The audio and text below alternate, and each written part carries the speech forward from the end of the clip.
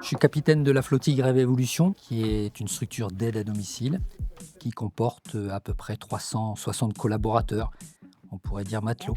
Et lui a finalement a dit qu'il y avait sur 16 attitudes, si on les mêlait le plus, à ce moment-là, on arriverait à vraiment des relations de confiance authentiques. S'occuper et faire de la qualité de vie au travail auprès de professionnels, c'est une assurance qu'il y ait une qualité du travail rendue auprès de bénéficiaires fragiles. Cette particularité, elle existe depuis longtemps pour Eden et elle a été retraduite justement à partir de la démarche QVCT. Comment une personne peut mettre du sens dans son travail si tant est que la structure, elle, ne met pas du sens dans les rapports humains qu'elle entretient avec le collaborateur. La performance n'est pas amenée par la pression. Elle est amenée justement par un environnement sain et par un environnement qui considère le collaborateur comme un tout dans une communauté de travail. Cette traversée, c'était l'autonomie et la responsabilité, particulièrement des collaborateurs de terrain que sont les aides à domicile. Comment leur redonner finalement du pouvoir d'agir ? Ce qu'on a appelé la subsidiarité, c'est-à-dire cette facilité à pouvoir décider d'eux-mêmes plutôt que ça soit la hiérarchie, c'est Rêve Évolution. Et ça, cette démarche-là, elle a été entreprise au départ de façon expérimentale, et puis après, parce que ça marchait, parce qu'on savait que ça allait marcher, elle a été étendue à 2, 3, 18 équipes, et dorénavant, c'est 34.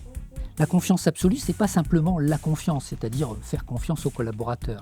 C'est de faire confiance dès le départ, sans a priori. Les premiers effets, ils sont liés bien sûr aux collaborateurs, c'est-à-dire moins d'arrêts de travail. Au départ, moins d'accidents de travail, beaucoup moins. Puis aussi, sans que ça soit finalement un objectif particulier, une activité qui resplendit. Plus de 50% en 3 ans. Finalement, la démarche fonctionnait sur la hausse d'activité qui permettait à un moment donné d'intégrer les nouveaux coûts liés à cette collaboration fine et à cette subsidiarité souhaitée par les collaborateurs par des heures qu'on appelle non présentielles en aide à domicile et qui sont justement les heures les plus productives. Jusqu'à maintenant, on s'intéressait très peu aux notions de management des aides à domicile et de donner du pouvoir finalement. Pour certaines, ça peut faire peur. Pour d'autres, au contraire, c'était une révélation. Et surtout, ce qui a été une révélation dans cette relation, c'est le travail d'équipe. On ne fait pas 1 + 1 + 1 égale 10 ou 12, mais 1 + 1 + 1 égale 1. Cet accompagnement s'est fait particulièrement sur le volet RH au départ, c'est-à-dire comment on construit finalement la réalité d'une organisation en équipe. On a été aidé par un certain nombre de partenaires. J'ai en mémoire la CARSAT qui nous a soutenus fortement, mais aussi la médecine du travail, Prezoa, qui est venue non seulement travailler sur l'évaluation du dispositif, sur la première boucle, mais également par des préconisations pour ajuster et nous permettre d'aller voyager plus loin sur les nouvelles boucles. Et donc c'est une aide précieuse. Si vous faites confiance, vous allez pouvoir permettre de faire confiance aux personnes qui vous entourent, à vos collaborateurs. Le système du management par le contrôle est le pire des systèmes.